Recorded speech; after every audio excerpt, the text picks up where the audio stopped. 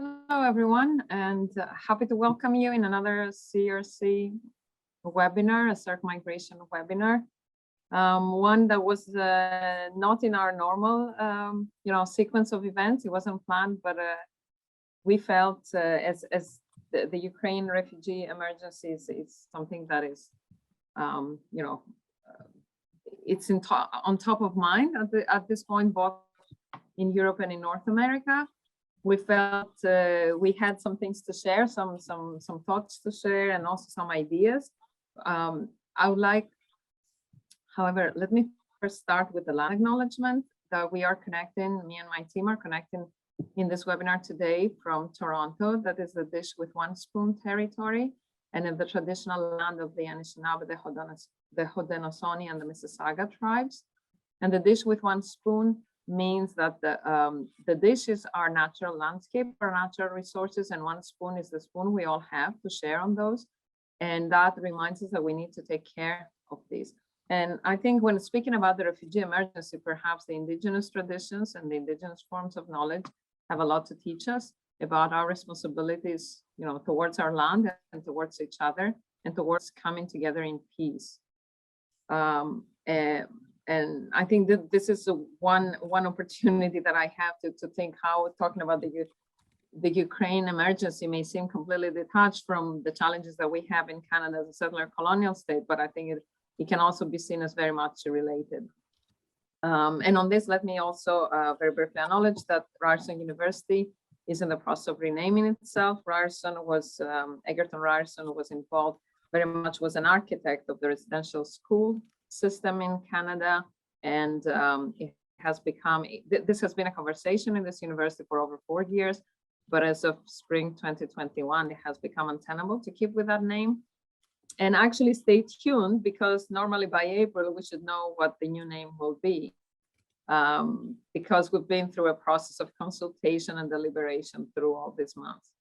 So without further ado, let me come to the topic of our webinar today. As I was saying, it wasn't one that was planned, but we really felt that we wanted to reach out to our community of researchers, scholars, and interested citizens about an issue that is top of mind.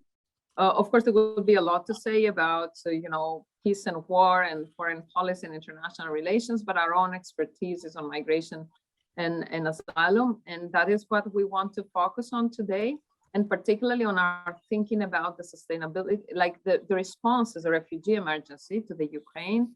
As you know, there's over 3 million Ukrainians that have now left the Ukraine, mostly towards neighboring countries, but also towards other European countries. And some have also arrived in Canada. And 3 million in a country of 41 million is really a big number. And it's also a big number in absolute terms for as a host of a refugee population. You may want to compare with the Venezuelan crisis that has been going on for years now, as we know, and sees about 6 million Venezuelans now outside their country because of the economic and political crisis there. And Syrians are about the same number. So that gives us a sense that the Ukrainian crisis is really, has been evolving in a dramatic pace during the last month. And we want to reflect today on what happens in terms of the immediate, response that we have all been following also through the news, and where we have seen important action being taken by several governments and by the European Union. But also we want to think about what is a sustainable response, sustainable for the refugees and sustainable for the host communities, because we remember very well that the Syrian, the response initially to the Syrian emergency in 2015-16 was very warm and welcoming, but it turned sour rather quickly. And actually, I remember in my own country of origin, Greece, where my friends and colleagues from NGOs said the initial months were the months of the happy refugee, because the refugee was transiting. When the refugee started staying, things became more difficult. Without further ado, I'd like to introduce four excellent speakers for today. Two of them are directly my colleagues. Zeynep Sahin-Mencutek is a research affiliate with the CERC Migration, but also is a senior researcher at the Bonn International Institute for Conflict Studies in Germany, and now is connecting from Germany. Maggie Perzyna is a researcher at the CERC and is sitting next room from me here at Ryerson. And then two kind of dear friends and colleagues, Maurizio Ambrosini, who is a full professor at the University of Milan and a longtime colleague and friend, and Audrey Macklin from the University of Toronto, also a longtime colleague and friend. And I'm very, I want to thank you in advance for responding to this, invite within actually a week to present your thoughts and your work on this crisis. And without further ado, I'd like to give the floor to Zeynep. Thank you, Anna. Hello, everyone. Yes, as Anna said, the escalation of the conflict in Ukraine due to the Russian invasion caused immense humanitarian cost, and many people, lost their lives, and also the very large-scale infrastructure destruction happened in Ukraine in a very short time. And besides that, we are observing right now in a very large-scale displacement, and this large-scale displacement is not a new thing. We know from the current history and also the far history, but the pace of the displacement right now is incredibly high. It is even, the more rapid than the Syrian refugee crisis, not only in 2015 and 16 when it arrived to Europe, but also in 2011 when it started in Turkey, Lebanon, and started to influence the Turkey, Lebanon, and Jordan. And as of yesterday, according to the UNHCR figures, we are mentioning that, the 3.6 million Ukrainians crossed the border, and around, the 2.1 million of them are still in Poland, which is one of the main host country right now, and also the neighboring country. Besides Poland, Romania and Moldova and all other, the neighboring countries received a large number of Ukrainian refugees. And in this displacement case, European Council and European Union in general made its mind very quickly. And it is in the beginning of this month, European Union decided to mobilize its temporary protection directive. This temporary protection measure is not something new. It's not just for Ukrainians. It was there. It was there since, the 2001. And EU had designed this temporary protection directive after the Yugoslav wars, because the 1990s, the displacement of Bosnians and then the Kosovars showed that Europe is under the threat of these mass displacements. And these mass displacements brought out these temporary protection measures. And what is the advantage of this temporary protection? It is, it is requiring to destination countries to accept the refugees on the basis of the groups. And it doesn't require to each or every refugees to go under these lengthy asylum processes. Instead of them, it is just giving to this protection to on the group base. The good news is that, the temporary protection will give to the Ukrainians the right to stay for years in European countries. And right now, the duration is not clear. And the numbers are between, the 1 year to 3 years. The directive is right now the mobilized for 1 to 3 years. And another benefit of the directive and this measure is that it will give Ukrainians to access to health and medical assistance, education, housing and accommodation, and plus access to the labor market. Actually, the directive itself doesn't have this access to the labor market right, and this is, just right now mobilized for the Ukrainians. And it is a very wise decision from the EU, the EU perspective, because it is a group-based, the decision, and it will be binding all EU member countries, and the countries like Poland and the Romania, they're also EU members. and also the further countries like Germany or Sweden in which Ukrainians would like to, to move. And these are all, the EU member countries, and the temporary protection will be in a kind of binding to all European countries. And in this sense, it is really good. And also the scope of the, the protection directives is good in a way that it is ensuring very basic rights like education and, the healthcare. And right now, even yesterday, EU, they decided about very specific measures about how, for instance, this unaccompanied child will access to the, the protection, or how the education of the Ukrainians will just start up. All these are very, very good, the dimensions of this temporary protection. But at the same time, there are some, the potential risks which is tied to this temporary protection. As you can imagine, from its name, from its very design, it is temporary.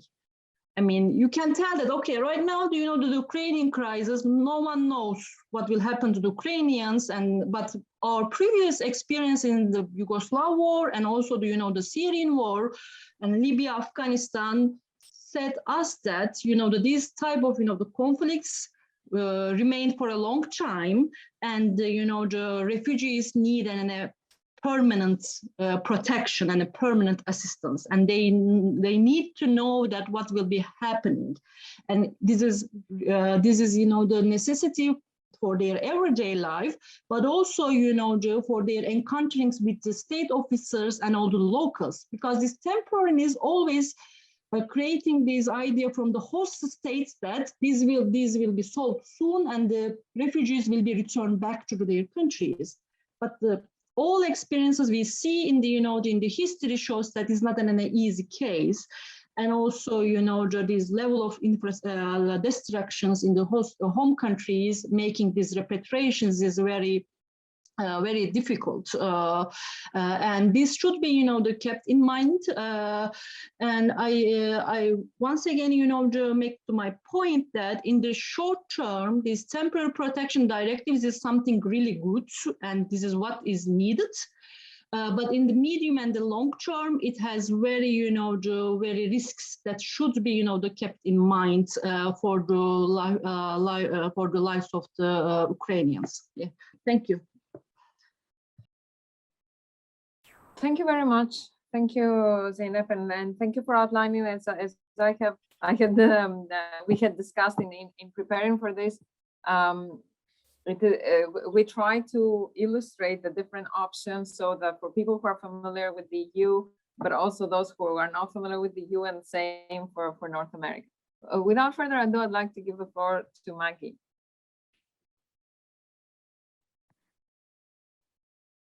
Okay, thank you. So I'm just going to share my screen. Okay, so I'm going to speak to you a little bit about Poland's role in the Ukraine. So quickly provide a little bit of background, talk about the relationship between Poland and the Ukraine, describe the current influx of Ukrainian refugees, and then underscore some urgent policy issues stemming from the limits of grassroots aid.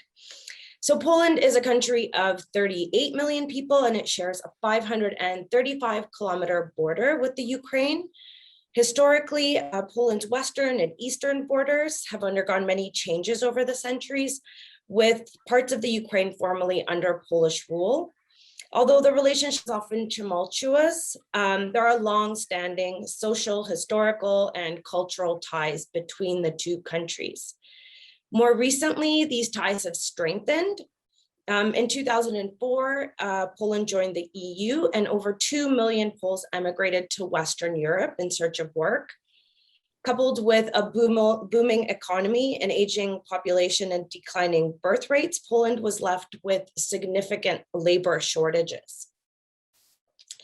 So since 2007, Poland has tried to mitigate the hardening of its external EU borders, which used to be particularly permeable to Ukrainians, by implementing the simplified procedure for employing foreign workers. This allows workers from several Eastern European countries to work in Poland for a maximum of 6 months without having a work permit. This policy has facilitated a lot of temporary work and circular migration between the two countries, with many Ukrainian workers moving back and forth. Since the Maidan uprising of November 2013 and the Russian annexation of Crimea in 2014, more and more Ukrainians have settled more permanently in Poland, often bringing a lot of their family over as well. The complex nature of Ukrainian migration means that there's no definitive statistics. However, according to the Polish National Bank, about 1.2 million Ukrainians come to Poland each year, with some estimates being as high as 2 million. Poland's response to the refugee crisis so far has been very much grassroots and bottoms up.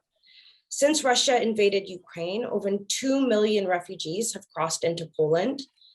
As has been well documented in the media, there's been an incredible outpouring from civil society and regional governments.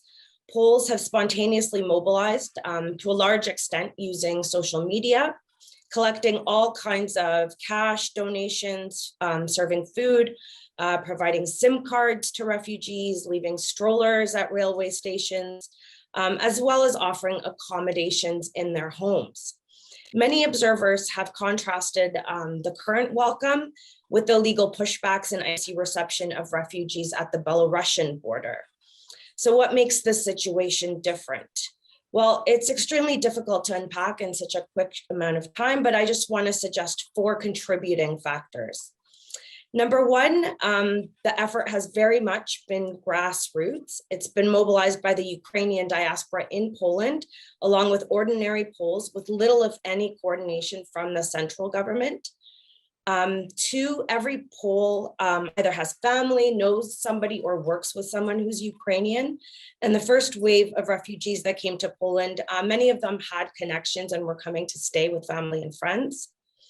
Number 3, Russian aggression triggers a lot of Cold War anxiety and is seen as an existential threat in Poland.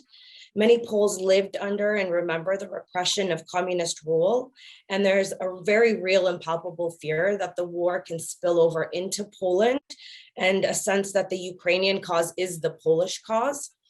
And 4, the role of the state media in fomenting polarization. So in 2015, Poland elected Law and Justice, known in Poland as PiS, a right-wing Christian populist government. Since being elected, PiS has slowly rolled back Poland's status as a democracy. The party's nationalistic rhetoric has emboldened a lot of fringe elements on the far right and curtailed many civil liberties and undermined the independence of the judiciary and the rule of law. PiS has also nationalized much of the Polish media, using it as a platform for politicizing migration, spreading Islamophobia, Euroscepticism, and anti-internationalist discourses.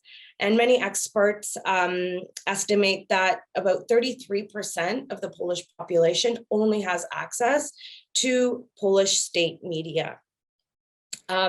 In a 2018 study, Brunarska, Kaczmarczyk, and Piekut used EU social survey data to compare attitudes towards the perception of immigration as a threat in old immigration countries, such as Germany, new immigration countries, such as Italy, and future immigration countries, such as Poland.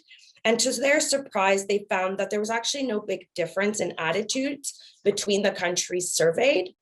What they did find was that in Western European countries, the perception of threat is on the decline, whereas in Poland, that threat was on the rise. Research also indicates that before the highly politicized refugee crisis of 2015, anti-refugee and anti-immigrant sentiment was largely absent in Poland. So all of this is not to deny the presence of racist and xenophobic views in Poland, but to underscore that what the Polish state says and does not always align with the beliefs and actions of civil society and local governments. So what measures has the Polish government taken? On March 14th, the government passed a special act on helping Ukrainian citizens. Migration scholars and legal experts were quick to point out some problems. 2 main issues emerged. First, the act only referred to Ukrainian nationals coming directly from the Ukraine. So this excluded refugees traveling through third countries. This has since been amended.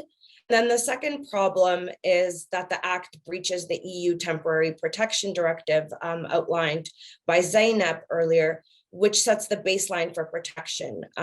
Poland's act does not apply to third country nationals or stateless persons who are residing legally in Ukraine and who are unable to safely return to their country of origin, nor does it apply to their families. So currently Ukrainian citizens can stay legally in Poland for 18 months with an ability to extend. They have access to PESEL, which is the social security number, which also gives them access to child benefits. And they have access to healthcare and education. The act also provided for simplified qualifications for recognition for doctors and nurses, but notably it does not have that those same measures for teachers or for psychologists. So just to conclude, given the lack of a national legal framework, so far help for refugees has been shouldered by local authorities, social organizations, and ordinary Poles and Ukrainians. Researchers from the Warsaw Center of Migration Research point out that while local authorities have been willing to use the expertise and cooperate with NGOs who have experience of working with migrants and refugees for years, the central authorities have been really reluctant to do so. This is mainly because in the past, NGOs have held very distinct positions from the peace government on issues such as refugee relocation and the recent crisis on the Poland-Belarus border. Looking forward, there's an acute need for clear lines of communication between the state government, local governments, NGOs, and the EU in order to secure longer-term housing, to actualize this access to education and to healthcare, and to think about more long-term integration support. Thank you. Thank you, Maggie, very much. Yes, indeed. However, the challenge that Poland is facing is formidable. Adding to what you just said, I was reading in a policy brief that I think you shared with me, that they are estimated there will be like 1 million people applying for SINs. And now I invite everyone who knows Canada, that is a very efficient public administration, what it would mean if within 2 weeks we had 1 million new additional applications for SIN. And for instance, that the mayor of Warsaw appears to estimate that 150,000 kids will be joining the schools, and they try to have the kids join the normal schools like with everyone else as soon as possible, even if the idea is that they're not gonna stay for very long. So, and with that, I'd like to turn the floor to Maurizio to tell us more about the Italian case. Thank you. I share some slides, me too, if I able.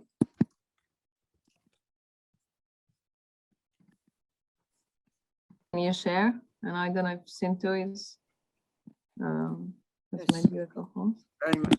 Okay. I think you are seeing my slides now. Yes, yes. So the first thing to show is the turn in the European Union policy on asylum. The directive of 2001 has been implemented for the first time, and it has introduced 3 important elements: right to remain 1 year in the EU with a possible extension to 3 years, the right to establish where they prefer. So for what regards Ukrainian refugees, Dublin rules have been suspended. And third, the right to immediately insert into the labor market and to access education, health, social services. So an important turn, but selective, limited only to Ukrainian refugees. In Italy, it is one of the biggest destination countries for at least recent migration from Ukraine. We have 236,000 regular residents and 18,000 applications for regularization in 2020. where Ukrainians were the biggest national group. So it is a dynamic migration that is increasing in the last years. This migration has a specific demographic profile. They are mainly mature women. 75% are women, and the average age is 48 years. They work mainly as care workers round the clock in Italian families, where they take care of fragile seniors. I cannot comment the Italian and Southern European invisible welfare, where the care for seniors is provided mainly in families and through hiring immigrant women to take care of them. Ukrainian refugees are more than 60,000 now. They grow on a level of 3,000 every day. They are mainly women with children. Some days ago, they were 53,000, 27,000 women, only for 4,500 men and 21,000 minors. The Italian government planned to receive 83,000 people, and 60,000 are expected to find independent accommodations, thanks to relatives, acquaintances, Italian networks. It should be highlighted the fact that in Italy, usually a relatively weak state is compensated by strong mobilizations by the civil society and by common citizens. There is a kind of trade-off. Our state is less effective than other Western European states, but these shortcomings are in some way compensated by mobilizations by other actors in the society. And also in this case, we are assisting in these days to hundreds of spontaneous mobilizations by Italian citizens across the country, with thousands of people who are collecting and sending food, clothes, and other essential goods. Networks of associations have been created in many towns, in every Italian towns, I could say. Vans and pullmans go to Poland and or Ukrainian borders to carry on refugees and to carry them to Italy. Thousands of households are welcoming refugees in their homes or have declared to be available to do it. In the county of Milan, 1,300 families. That is something exceptional if compared to the great difficulty to obtain such availability for what regards African refugees in the last few years. So the positive aspects of the Italian case are these spontaneous mobilizations by citizens and associations. Ukrainian refugees are not conceived as a threat to the social order, as other flows of refugees have been imagined in the last years. Public institutions have given rapid responses, for instance, for the access to healthcare and to vaccinations. About the rate of vaccination in Ukraine is low, about 40% of population only. But probably the most interesting feature of the Italian case is the active role taken by Ukrainian associations and single people. It is the first time that immigrants are so involved in receiving and assisting other immigrants in this country. And the link between Ukrainian women working for Italian families and their employer is creating a positive landscape for the reception of refugees. Refugees are often daughter and grandchildren of these Ukrainian care workers, and family links is coupled with the link established by Ukrainian workers and their Italian employers. So Italian families are mobilizing or to receive Ukrainian refugees in their home or to support them in finding an independent accommodation or in accessing public services. Another exceptional fact is that there is no, at the moment, a political dispute on the duty to protect Ukrainian refugees. Our populist parties and xenophobic actors appear to have changed their mind for what regards at least the Ukrainian case. Clearly, there are also problems, and the first problem has been anticipated by Professor Triandafyllidou in her introduction. The problem of duration of this spontaneous mobilization. Emotions can fade rapidly. So the big question is how much this mobilization will last, because receiving people in your home can work for some days, for some weeks, but if the emergency will last for months, it will become much more engaging. Second, efficacy. People want to do something, but not always they do what is most needed. For instance, to collect and send food can place other countries or cities under a pressure, and they probably receive not what is most necessary, but what people are available to give. And demand and supply often do not correspond. The third problem is coordination between public powers, civil societies, organizations, and common citizens.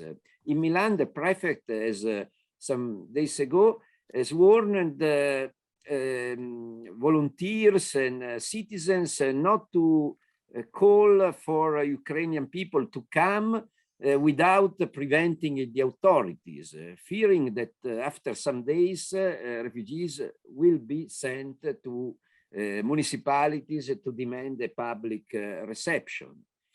Fourth, there is the necessity to detect and to organize answers to less evident needs.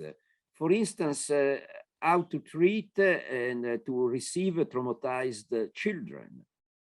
Only 172 unaccompanied minors have been identified so far. It seems a very low number. Probably others have been received in families without any communication to the authorities, and it is also a problem. Clearly, there is also an issue of selectivity. Italians have mobilized to protect Ukrainians, but not Africans or other refugees. So there is a lack of balance between different flows of refugees, between different wars, between different needs and people. And the question is if race and color and religion and nation matter in this selectivity. The final question is if will emotions trigger a new asylum policy in this country and also at the European Union level. Thank you. Well, thank you very much, Maurizio. That's, I think, the $1 billion question, or euro, €1 billion question. Will it trigger a new asylum policy? I want to remind those of us who were working on these issues in 2015 and 16 that the so-called Dublin regulation in the EU, which is the regulation that defines that asylum seekers should seek asylum in the first safe country where they arrive, which is similar to the agreement between the US and Canada, that people coming from the US, they come from a safe country, so they shouldn't be admitted here. We shouldn't admit their asylum applications because they should file those in the US. So at the time, Dublin had been interrupted, and there was talk that it would be cancelled. It would be changed. And in 2022, Dublin is alive and kicking. So that's a very good question. But I'll give the floor to Audrey to present us some insights on the issue, and also from a Canadian perspective.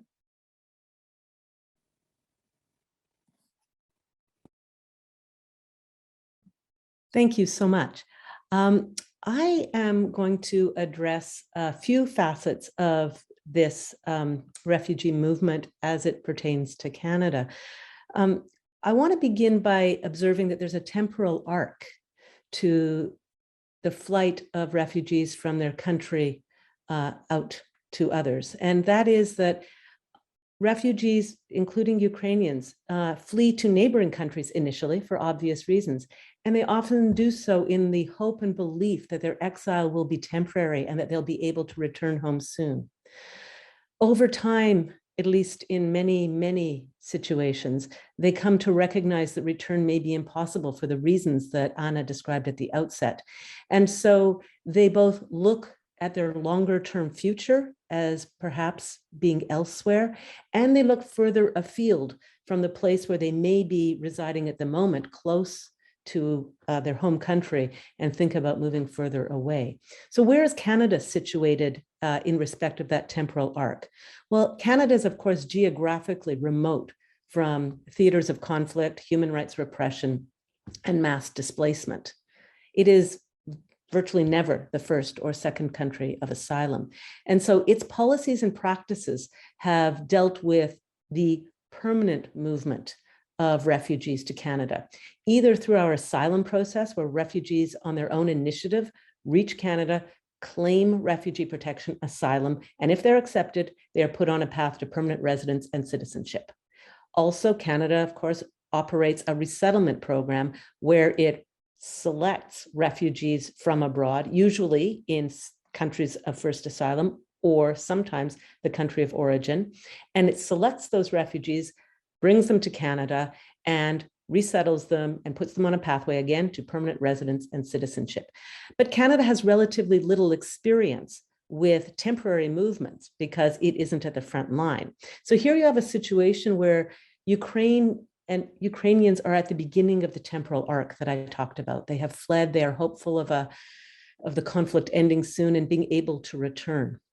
And Canada, ironically, if I may say, it is at the beginning of this arc that refugees are seen by others as either most authentic and most deserving. And this is really what some of the commentators are getting at.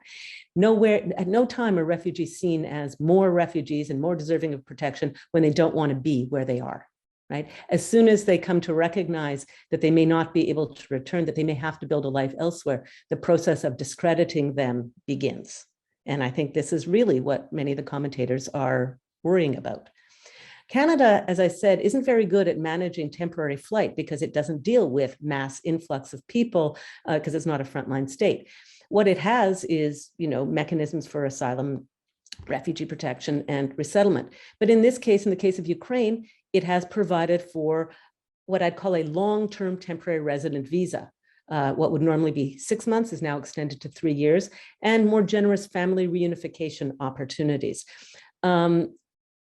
I will say that Canada has sometimes offered similar things in other circumstances to other places, and they haven't been particularly effective at implementing them. So, for example, there's supposed to be something similar for people in Hong Kong, people who have been protesting and resisting, coming to Canada, and it really hasn't materialized very well. It also has not been very effective in the case of other countries, such as Haiti, these family reunification or these facilitation of movement otherwise. Maybe it will be more effective in respect of Ukraine for various reasons. What Canada appears to be good at, permanent resettlement, is probably not something that is immediately on the horizon, precisely because I think Ukrainians understandably and hopefully realistically, but certainly understandably, don't imagine themselves seeking yet permanent resettlement anywhere else. And I think Canada is also not gearing up its system for that yet. Now, what happens at the end of the 3-year temporary visa, to the extent that people avail themselves of it, is, of course, anybody's guess, and it raises exactly the same problems that all the other speakers have spoken about. The only thing I can say is that at least Canada certainly has a lot of experience with integration and incorporation of newcomers. So we will see what happens there. The last thing I'll mention is what, again, other speakers have adverted to, and I'll be perhaps a little less subtle about it. And we're talking about differential treatment, polarization. I'm just going to call it racism, because I think that's often what it is. Now, we see evidence of how this has been playing out in the European context, and I'm not going to speak about that. What I will talk about is what we'll call, what it's called differential treatment, but as I said, I think there is xenophobia, Islamophobia, racism in play here. Others may disagree. So one thing to observe here is that non-Ukrainians are not covered by the temporary visa that is being offered to people fleeing Ukraine.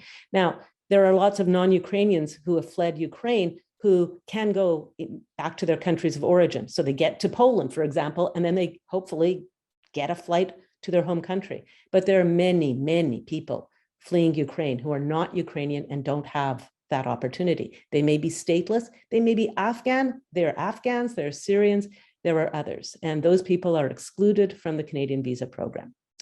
In addition to that, we know in Canada that there is an Afghan resettlement program that is supposed to resettle 40,000 Afghans, and it has stalled. It has stalled for reasons that are unclear. There are a lot of rumors about it, but suffice to say that it's not moving.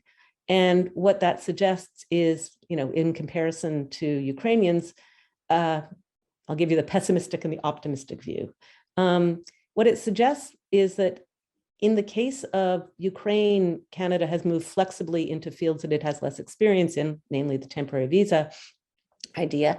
And it suggests that Canada can be very flexible and make things happen when there is political will. And so the role of political will is both that it can make things happen that it doesn't have a track record of doing, and it can do it well and be responsive to particular circumstances. And the other side of that is when that political will is absent, even undertakings that it has already made may not be fulfilled. And that's a real challenge that I think we have to face. And I think with that, I will end. Thank you very much. Well, thank you very much, Audrey, and thank you all for very insightful presentations. Yeah, I think we have a couple of contrasted, how can I say, directions in this crisis. One is what Audrey was just saying, that at least the vast majority of Ukrainians see their displacement as temporary. So they see it as an emergency, and in that sense, of course, we all hope that they go back. At the same time, I think this brings to us the consideration that I think Zeynep mentioned in the beginning, and I'm old enough to remember what happened with Bosnia in the mid-90s. So that people, when they're or what happens, and again, Zeynep's writings highlight this with regard to Syrians who are kind of pushed really to return to Syria from Turkey and elsewhere. And where do they return to? There's been material destruction, but there's also been community destruction, particularly when, I mean, one might say that in Syria or in Afghanistan, people are fighting against each other. So it's also a civil war. And one might say in the Ukraine, it's a foreign invasion.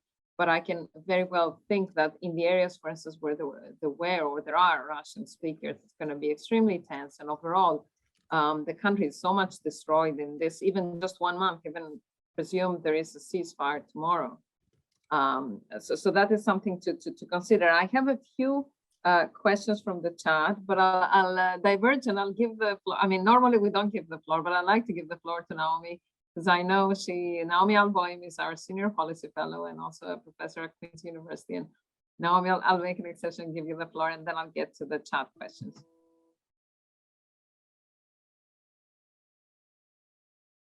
Your mic.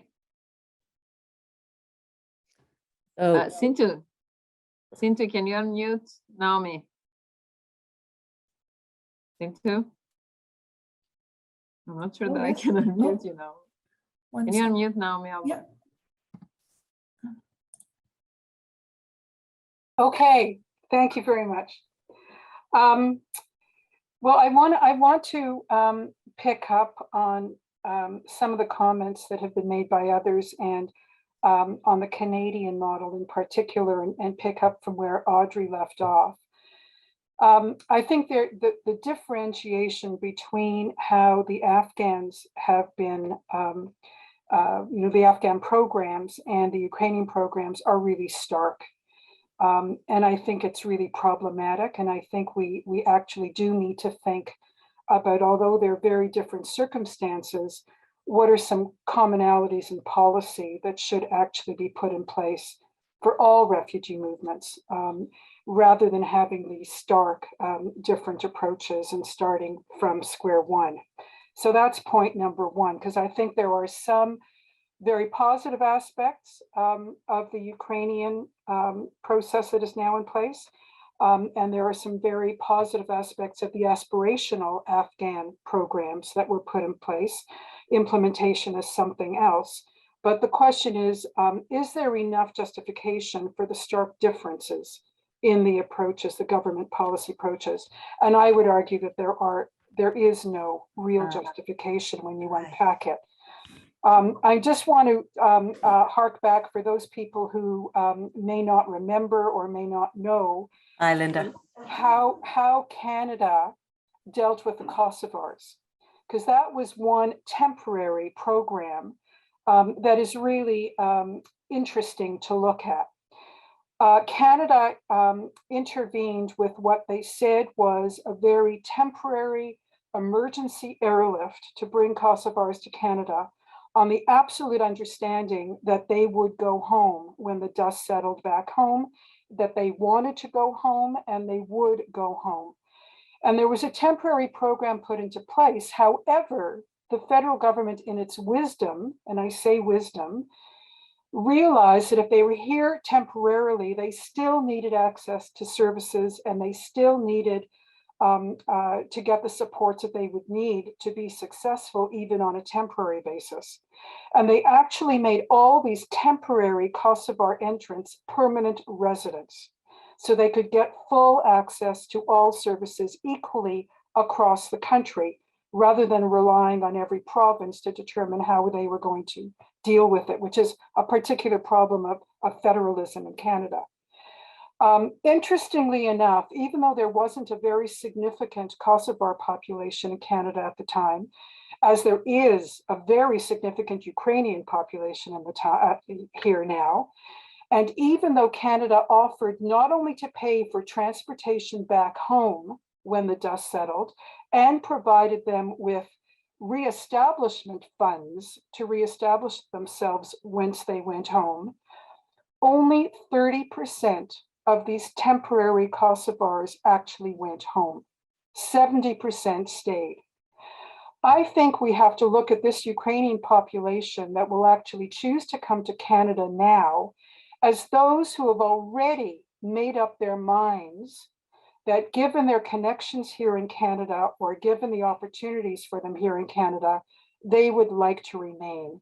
The ones, I mean, many of them clearly are waiting for their husbands, their fathers, their sons, their brothers to be available again.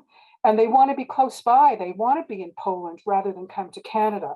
So those that will come to Canada already have a preconceived notion of wanting to stay in Canada. They don't see coming here as temporary. They want their husbands and fathers to join them in Canada rather than them going back home. And as Anna said, we don't know when they'll be able to go home, if they'll be able to go home, what the circumstances will be. So Canada making this a temporary program, I think, is making a really big mistake. Those that are coming here from Ukraine on these temporary visas are not eligible uniformly across the country for health care right away. They are not uniformly eligible for income support across the country. They will have open work permits, but not all of them will get jobs right away. Many of the people coming will be women with young children who may not be able to enter the labor market right away. And an open work permit is only good if you can get a job that allows you to support your family. And we have no indication that that will happen. So I think the Canadian policy is really flawed as far as the Ukrainian movement is concerned. It's terrific that, you know, if they come quickly, that they can come quickly, that they can work with an open permit. I think that's great. But given federalism and given the likelihood of people to stay, they should be eligible for supports and services immediately, so that they can get on with their lives. I think the extended family unification program is fabulous when we see it and see how it'll actually work. But that extended family reunification program should be open to all refugees and not just to Ukrainians. And some of the supports that are available to Ukrainians now, again, the fast entry, the emergency authorization should be eligible for all refugees. So I guess what I'm saying is I think Canada needs a framework that borrows the best of, you know, these various measures, and that is available with fine tweaking, given that different refugee situations require different responses to a certain extent, but a common framework that borrows the best, that is eligible for Afghans, for Ukrainians, and for other refugees that want to come to Canada. Thank you, Naomi. No, thank you very much. I'd like to say I think that was very interesting, and yeah, the example of the Kosovars, like that of the Bosnians, is something to think about. At the same time, yes, I do. We all see the inequality of treatment compared to other refugee crises. I also am mindful, however, that I would not like to turn this webinar into an analysis of whether Canada is giving the right response, but rather keep it a bit broader. What does a sustainable response would look like? And I'd like to bring together some questions from the chat. So I think people are asking more practical issues. So for instance, I think some questions and comments are inspired by the Canadian situation. So asking about professional interpreting services or pre-integration measures or psychologists and mental health support. Now I'd like to and also particular support for minors, COVID vaccinations. So I would like to ask, for instance, Maggie, Maurizio, or Zeynep, if they have any knowledge on this. But before you jump on your mics, so this is one aspect. And someone was asking in the very beginning about flights to Canada. I'm not sure that we have this technical information of who organizes flights to Canada, because in any case, those flights wouldn't be from the Ukraine, obviously, they would be from the neighboring countries, I guess. But I think we have one very interesting, how can I say, policy question, which is when, for instance, in the neighboring countries, the subsidiary protection directive that Zeynep illustrated gives 3 months for people to choose the country to which they want to apply for refugee status. And the question is, if, for instance, we don't know what happens in the Ukraine, and again, I don't want to think that this war will go on for another month or two. Every morning, I have to say, I wake up being hopeful the ceasefire is announced.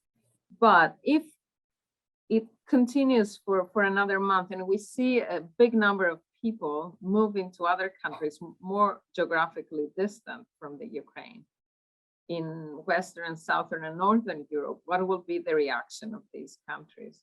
So I think I'd like first to ask Maurizio to respond to some of these questions, and then I'll go to Zeynep, Maggie, and Audrey. For what regards professional interpreters, the situation in Italy is again very informal. Many Ukrainian women are providing this service on a voluntary basis at a local level.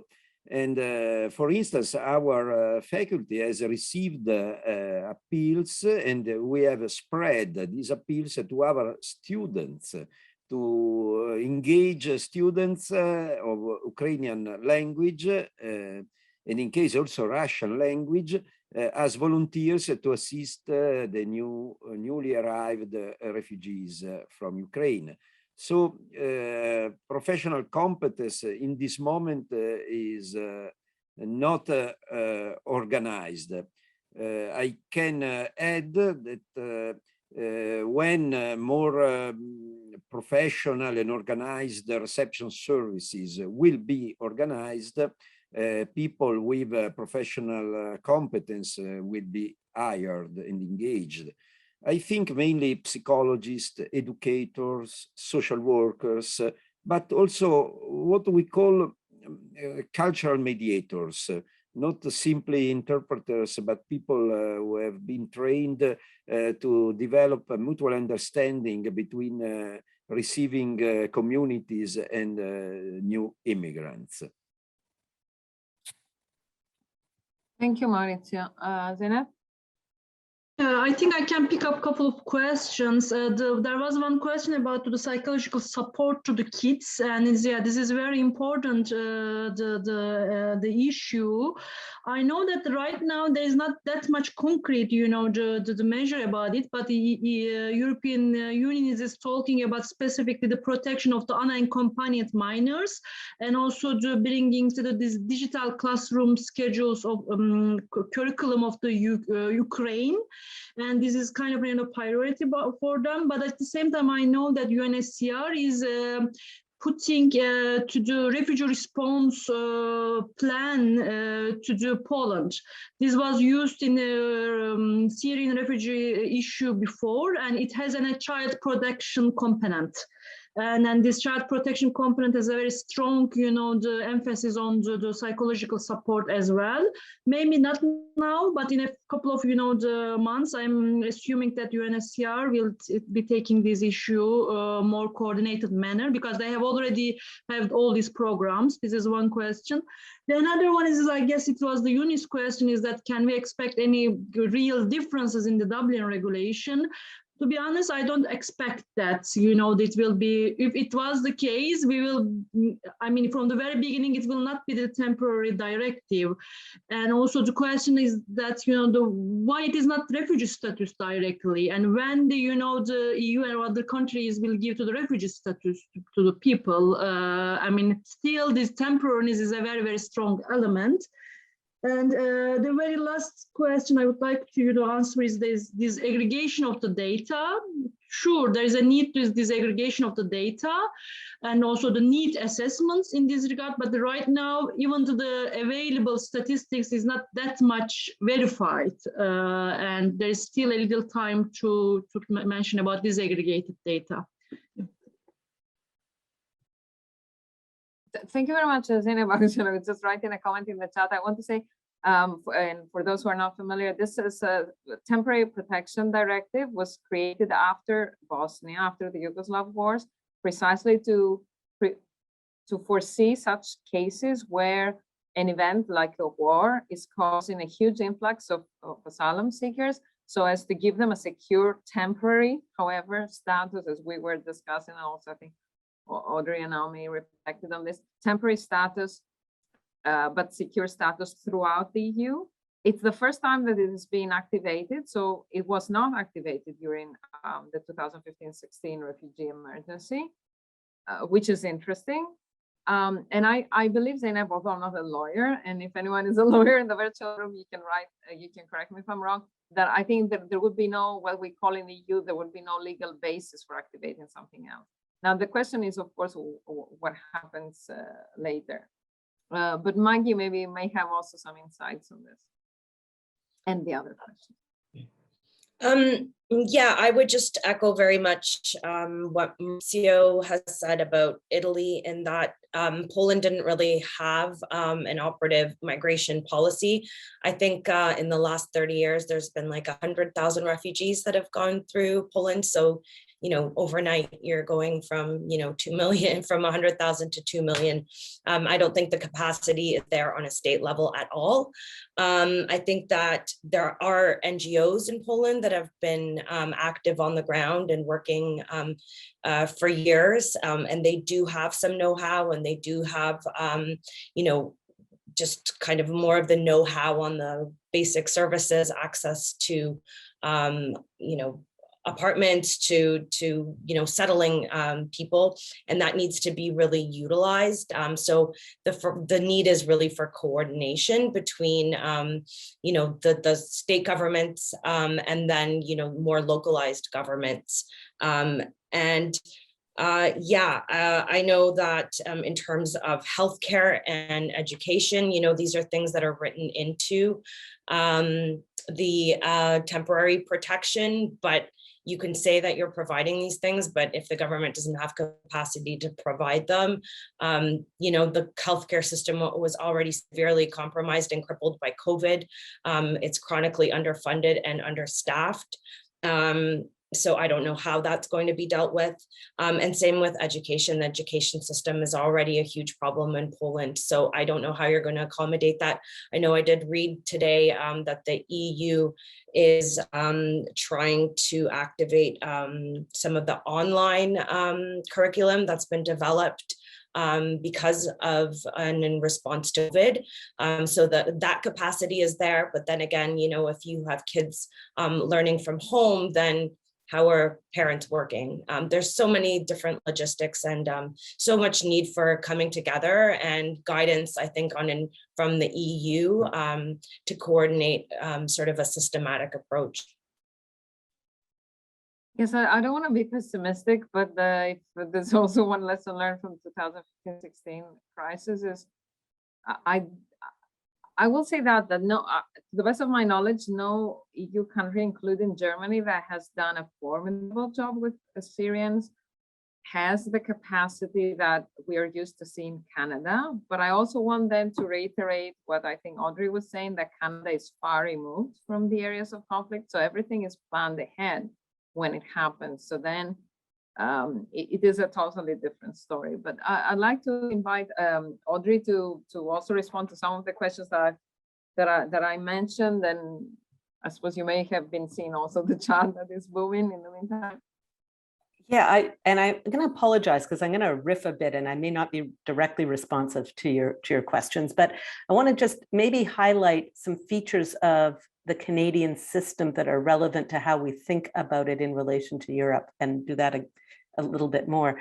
One is that I'm optimistic that although we have very little experience with these temporary programs, that in fact, when people arrive, they will be able to transition to permanent resident status. And I think for two reasons. One, sadly, for other reasons, we have seen the rise of two-step migration to Canada anyway. And I think this will become a kind of two-step movement to permanent resident status. That's a good outcome. Less, I have more to say about two-step processes and their advisability. The second is that I don't think Canada would have an appetite for the mass deportation that would be required if you actually took seriously that you were going to, adjudicate every claim separately. Anyway.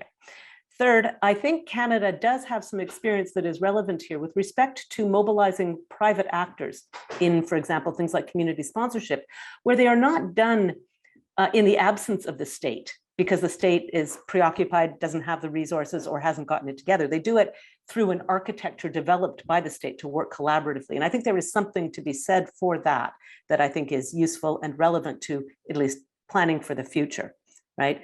It's not just about private actors filling in gaps that the government can't or won't do. It's about actually devising a model that rolls in so-called private participation. Another point here is the relevance of diasporic communities, because historically refugee resettlement actually was a movement by diasporic communities in Canada, exactly like Ukrainians, to, as it were, enable the migration of ethnic kin in dire circumstances, Mennonites, Ukrainians, Jewish communities, and so on. There's a long history to that, which sometimes gets forgotten. Canada does have a lot of experience with integration and cooperation, and that's a good thing to mobilize here. And the last point I'll make, which I'm sorry to end on a little bit of a negative note, but is that the other thing Canada is really committed to is absolute control. And so when you notice that Canada refuses to lift the visa requirement, I think what you're seeing there is, even when Canada is going to act here, it is not going to relinquish control. It's still going to require visas. And indeed, this becomes an opportunity for them to roll out and mobilize their various kinds of AI-related techniques for facilitating and expediting that. But the idea of always maintaining control is, I think, a legacy and a feature of a country that is relatively remote from theaters of conflict and displacement and is deeply, deeply committed to exercising, under the name of managed migration or whatever, constant control at every stage of the process. Thanks. Thank you, Audrey. You now are not giving us a very optimistic view of. Well, the optimistic part is I do think anybody who comes will eventually stay. I don't think there will be some kind of mass removal of Ukrainians. I genuinely don't believe that. That's some consolation. Now you were about to say something. Well, no, I think there are, I didn't want to come across negative in the sense that I think that there are some really good features and really good experience that Canada has. All I'm advocating for is the development of some, common framework that cannot be criticized on the basis of decisions, being made for religious reasons or racial reasons or, particular strengths of local communities here. I mean, I think we need to have a framework that builds on the wonderful success that Canada has and the experience that we have that can be implemented in an equitable way for all refugee groups. That's the point. But we have really good things that we have done and are continuing to do, but we need to be conscious about how to do it in a way that is equitable for all refugee groups. Yeah, that is a very good point, of course. We shouldn't throw the baby with the bathwater, no, but yeah, we should. On this, and I know we're going over time, I'll just take 2 minutes to wrap up. And well, first of all, thank you all for all the insights, both the the empirical and the analytical insights shared, including those who shared their insights and information in the chat. Thank you very much. I want to just wrap up. I think what we have found or heard is that there is an immediate response that is laudable and is effective. It doesn't come so much from the state, it comes more by mobilizing the whole of society. There is something to be learned from the Canadian model, which I think, as Audrey pointed out, and also Naomi, that is not leaving civil society to fill the gaps that the state is not covering, but rather to mobilizing and civil society in an architecture. And I think that is something very timely. I'm not sure. I heard parts of Trudeau's speech to the European Parliament just early this morning, but I didn't hear it all. So I hope he said something about it. There was a question from the chat on whether we will be inviting more people covering other countries. Thank you. I'll take the opportunity to help. On one hand, I would hope that we wouldn't need to have another webinar on this. On the other hand, I believe that maybe in a month or 8 weeks, it would be good to get together again and discuss insights from what is happening. Even if hoping the war is over, that doesn't mean that 3 million people will swiftly go back to the Ukraine. So there will be things to discuss, and thank you for the idea. On this, I think I leave us also with the question of what will return look like? What will sustainable refugee, how can I say, reception and integration looks like? I think, okay, in Canada, we know what this looks like. The question is, can we do it for when it is 3.5 million people? And can we also not come, how can I say, forget all our other obligations to many other people who seek international protection? But I think what makes me think about is like the returning to where, including, there were several comments in the chat about the unity of families. I think our experience from past crises, like including the Syrian and the Afghan crisis, what we see is families, for good reasons, are willing to live apart for even years, if that is leading to a sustainable situation for the family. And we've seen this as a family strategy, where actually I remember very well in the early parts of 2015, there were more men and children moving through the Balkan route rather than women and children. So I think families, the idea of a unity of the family won't be a decisive feature for the future.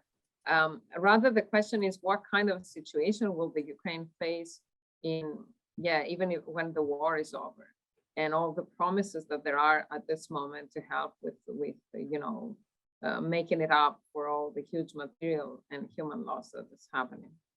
And with that, I'll thank you again for being with us, and until our next webinar, and looking forward to connecting. Thank you again to the speakers.